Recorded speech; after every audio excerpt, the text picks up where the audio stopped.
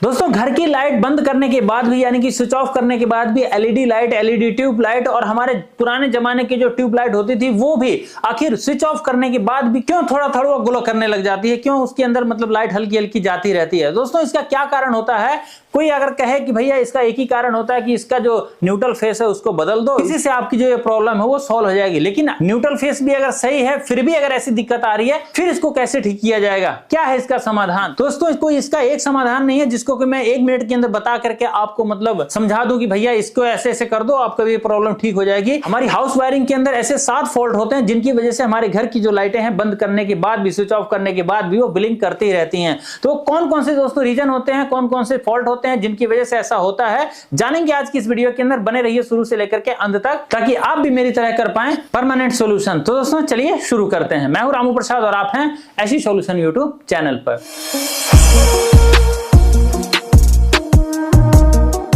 दोस्तों जैसे कि आप देख सकते हैं हमने यहाँ पर एक छोटा सा डायग्राम बनाया है। जैसे हमारे घर की जो लाइटें होती हैं, जो बोर्ड वगैरह लगे होते हैं, जो बल्ब वगैरह लगे होते हैं, कुछ इसी प्रकार से लगे हुए होते हैं। यहाँ पे दोस्तों आपको कनेक्शन में थोड़ी बहुत कंफ्यूजन हो सकती है क्योंकि मेरे पास डिजिटल बोर्ड नहीं है, नॉर्मल सा ये जो हमारा व्हाइट बोर्ड होता है वही है। और इस मार्कर से दोस्तों हम आप लोगों को लिख करके बता रहे हैं, तो आप लोग ठीक से समझ लीजिएगा, थोड़ा सा जूम कर लीजिएगा ताकि आपको अच्छे से समझ में आ जाए। अब देखिए इसमें होता क्या है, जैसे हमारे घर के अंदर जो मेन मीटर जो होता है उसके अंदर से जो हमारे 2 तारे आती है न्यूट्रल फेस की, वो हमारे मेन एमसीबी के अंदर आती है। मेन एमसीबी में से हमारे घर के अंदर फिर आ जाती हैं हमारे बिजली के बोर्डों के अंदर। कई बार जो कि वहां पे एक एमसीबी लगी होती है, उसके बाद एमसीबी बॉक्स होता है, मतलब कई जगह से होकर के हमारी जो वायर है हमारे बिजली के बोर्ड तक आ रही होती हैं। तो दोस्तों उसको आने में वहां से अगर कहीं से भी एक बार हमारी वायर कहीं पे अगर उल्टी सीधी हो गई तो वहीं से हमारे घर के अंदर जो करंट है वो गलत तरीके से आने लग जाएगा, जो कि दोस्तों स्विच ऑफ करने के बाद भी वो करंट बंद नहीं होगा। इससे दोस्तों हमारे घर की जो लाइटें हैं वो तो ब्लिंक करती ही हैं न्यूट्रल फेस गलत होने से। साथ ही साथ दोस्तों जब आपकी सॉकेट के अंदर कुछ आप चलाते हैं और आप सोचते हैं कि भाई हमने इसकी स्विच को अगर बंद कर दिया तो हमारे प्रोडक्ट के अंदर करंट नहीं जा रहा होगा,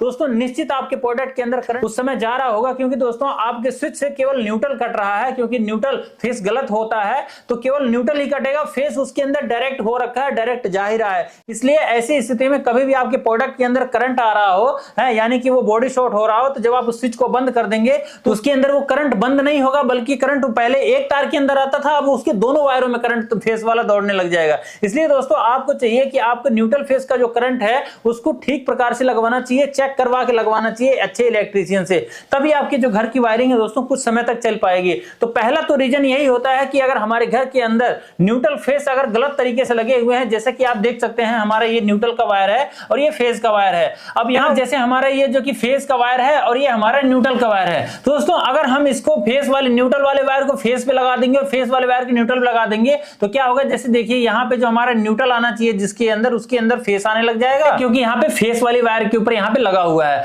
और उसी प्रकार से जिसके अंदर फेस आना चाहिए उसके अंदर दोस्तों हमारा ये न्यूट्रल का करंट आने लग जाएगा, क्योंकि नीचे में जो कि दोस्तों ये न्यूट्रल की वायर लगी हुई है, कनेक्ट हो रखी है हमारे एमसीबी के अंदर। तो इसलिए अगर केवल न्यूट्रल फेस गलत होने की वजह से आपकी वायरिंग के अंदर ब्लिंकिंग हो रही है, यानी कि लाइटें आपकी थोड़ी थोड़ी ग्लो कर रही हैं और आपकी बिजली के बोर्ड के अंदर मतलब हल्का हल्का करंट आ ही रहा है या पूरा करंट आ रहा है फिर बंद करने के बाद भी, तो समझ लीजिए न्यूट्रल फेस बदलने से ये प्रॉब्लम ठीक हो जाएगी। लेकिन दोस्तों अगर न्यूट्रल फेस भी सही लगे हुए हैं, यानी कि जहां पर हमारा ये न्यूट्रल लगना चाहिए वहां पे न्यूट्रल लगा हुआ है और जहां फेस लगना चाहिए वहां फेस लगा हुआ है, तो दोस्तों ऐसे में जब आपके घर के अंदर लाइटें फिर भी ब्लिंक कर रही हैं तो यहां पे दोस्तों हमें सोचने वाली बात है कि आखिर क्यों ऐसा हो रहा है और इसको कैसे ठीक किया जा सकता है। दोस्तों चलिए आप लोगों को बताते हैं कि दूसरा कौन सा कारण होता है जिसकी वजह से हमारे घर की लाइटें जो है कि वो ब्लिंक करती हैं अगर हमारा जो न्यूट्रल फेस वो सही है तो भी। दोस्तों इसका दूसरा रीजन होता है कि जब हमारी जो स्विच होती हैं इसके अंदर कुछ नमी हो जाए या कुछ इसके ऊपर पानी पड़ जाए, यानी कि दोस्तों इसके अंदर से लीकेज करंट पास होने लग जाए, तब भी दोस्तों ऐसी दिक्कत आती है, ऐसी परेशानी आती है कि आपकी जो लाइटें हैं वो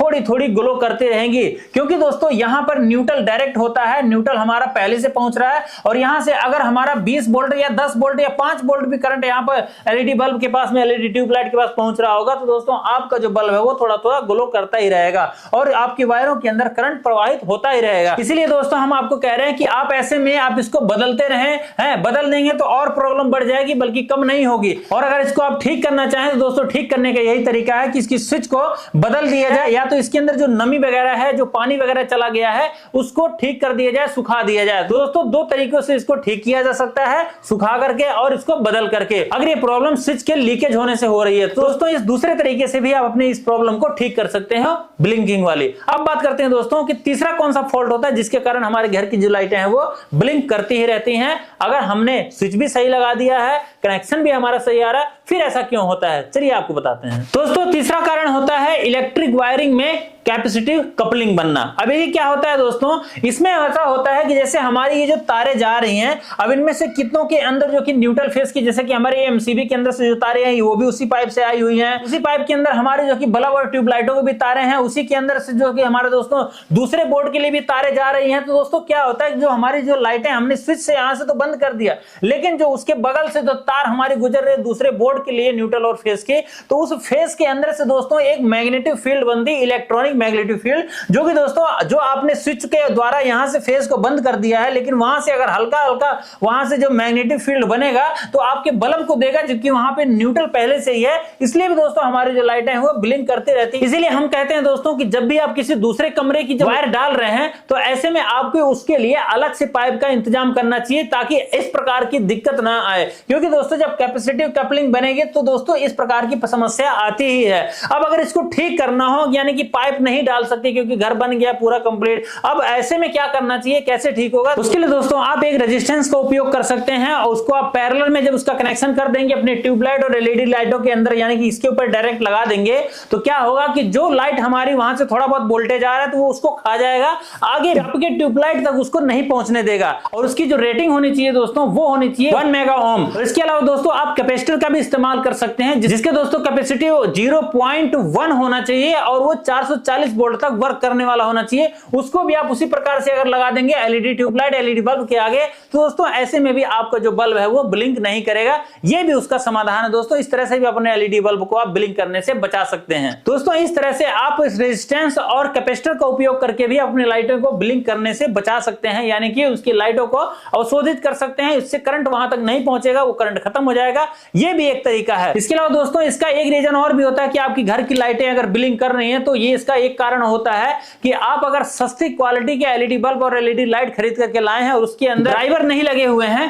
तो भी दोस्तों आपकी जो लाइटें हैं वो ब्लिंक कर सकती हैं, हल्के फुल्के मतलब करंट से भी। यानी कि कई बार तो दोस्तों वो अर्थिंग के अंदर भी अगर मान लीजिए मामूली से कोई करंट आ रहा है, फेस आ रहा है, दोस्तों उससे भी आपकी जो लाइटें हैं वो ग्लो करने लग जाती हैं अगर उसके अंदर ड्राइवर नहीं होगा। तो दोस्तों आपको बेहतर क्वालिटी के जो बढ़िया कंपनी के ब्रांड के आते हैं अच्छे अच्छे एलईडी बल्ब एलईडी ट्यूबलाइट, उनका उपयोग करना चाहिए, जिससे कि इस प्रकार की जो समस्या है वो आपके घर के अंदर ना आने पाए। नहीं तो आप फॉल्ट ढूंढते रह जाएंगे और वो कहीं मिलेगा नहीं। बाद में पता चलेगा भैया जब कुछ दिनों के बाद आपकी एलईडी लाइट एलईडी बल्ब अगर जब खराब हुई, आपने दूसरा लगा लिया, अब जो पहले प्रॉब्लम हो रही थी वो इसमें नहीं हो रही है, तो तब आपको पता चलेगा जब वो खराब होगा तब। इसलिए आप जब भी खरीदते हैं कोई भी प्रोडक्ट तो बढ़िया क्वालिटी की कंपनी के खरीदें, वो एलईडी लाइट वो ट्यूबलाइट खरीदें जिसके अंदर दोस्तों ड्राइवर लगे हुए हों। ठीक है। पांचवा जो फॉल्ट होता है दोस्तों वो इस कारण से होता है कि अगर आपके घर के अंदर अर्थिंग का फॉल्ट है या अर्थिंग आपने करवाया ही नहीं है, या अर्थिंग की वायर कहीं से जल गई है, टूट गई है, जंग लग गई है या खराब हो गई है, तो भी दोस्तों हमारे घर के अंदर जो लाइटें वगैरह लगी होती हैं उसके अंदर लीकेज करंट हो सकता है, अर्थिंग से लीकेज करंट वहां तक पहुंच सकता है, जिसके कारण दोस्तों आपकी जो लाइटें हैं वो ब्लिंक कर सकती हैं।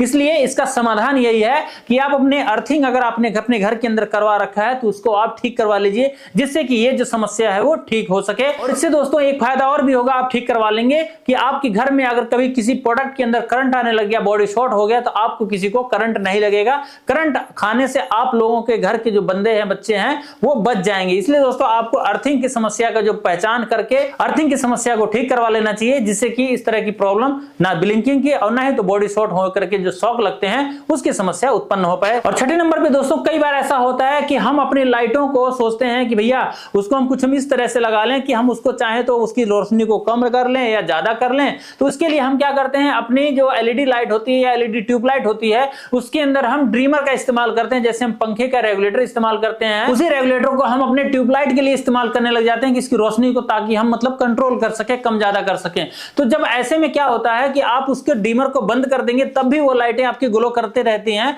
क्योंकि दोस्तों जो डीमर होता है उसके अंदर एक प्लेट होती है, उसके ऊपर आपको जब मतलब घुमाते हैं तो वॉल्यूम की तरह वो लाइटें कम होती चली जाती है, रेजिस्टेंस रेजिस्टेंस बनता चला जाता है। लेकिन जब एकदम जीरो पे आप लाएंगे तो कई बार क्या होता है, अगर बढ़िया क्वालिटी का आपका डीमर नहीं होगा तो वो कनेक्शन को पूरी तरह से काट नहीं पाएगा, इसलिए हल्का हल्का करंट वहां से लीकेज होता रहेगा, जिसके कारण कि दोस्तों आपकी जो लाइट है एलईडी ट्यूबलाइट या एलईडी बल्ब वो थोड़ी थोड़ी ब्लिंक करती रहेगी। अब ऐसे में आपको चाहिए कि आप बढ़िया क्वालिटी का डीमर इस्तेमाल करें, और कभी भी अगर इस तरह की समस्या भविष्य में आने लग जाए, क्योंकि नमी से भी ऐसी समस्या आने लग जाती है, तो ऐसे में आपको अपने डीमर को दोबारा से चेंज करवा करके दूसरा नया डीमर लगवा लेना चाहिए, यानी नया रेगुलेटर लगवा लेना चाहिए। सातवें नंबर पे दोस्तों आपके एलईडी बल्ब अगर खराब हो गए होंगे ना, ट्यूबलाइट अगर खराब हो गई होगी, तो भी ऐसी दिक्कत आने लग जाती है। अब अगर ऐसा होगा और आप सोचेंगे कि मेरी वायरिंग में फॉल्ट हो सकता है, मेरे जो स्विच सॉकेट है उसके अंदर फॉल्ट हो सकता है, मेरे जो एमसीबी है उसके अंदर तार गलत लगे हुए हो सकते हैं, तो इन सबको अगर आप ठीक भी करा लेंगे तो भी यह समस्या ठीक नहीं होगी, क्योंकि दोस्तों आपके बल्ब के अंदर ही, आपके एलईडी के अंदर ही ऐसी दिक्कत है जिसके कारण कि ये प्रॉब्लम उत्पन्न हो रही है। तो ऐसे में आपको अपनी एलईडी लाइट को, एलईडी बल्ब को बदलना पड़ेगा, तभी जाकर के इस समस्या का समाधान हो पाएगा, अन्यथा आप कुछ भी हारते रहें, कुछ भी करते रहें, आपकी प्रॉब्लम ठीक नहीं होगी।